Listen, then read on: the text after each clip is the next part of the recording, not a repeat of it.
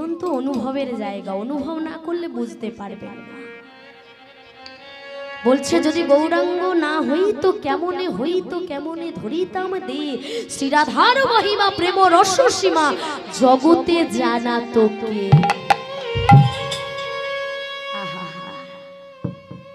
চিন্তা করে দেখুন তো, যদি আমার এই গৌরাঙ্গ মহাপ্রভু না আসতো, শ্রীমতী রাধারানীর প্রেম কি আমরা জানতে পারতাম না।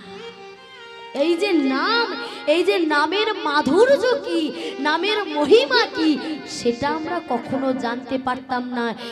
আর না জানতে পারলে এই হরিবাসরে এসে বসতামও না, আর হরি কথা শুনতামও না, যদি আমার গৌর না আসতো।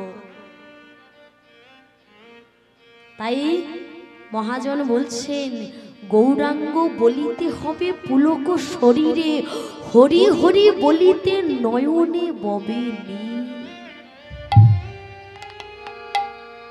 তুমি গৌর বলে কাঁদো। হ্যাঁ গো, কেন কাঁদতে বলছি?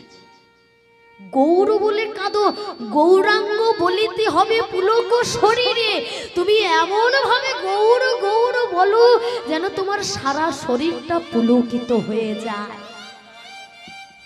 তোমার সর্ব অঙ্গটা যেন শিহরিত হয়ে যায়, তোমার নয়ন থেকে যেন বাড়ি বর্ষণ হয়, এমন ভাবে তুমি গৌর গৌর বলো।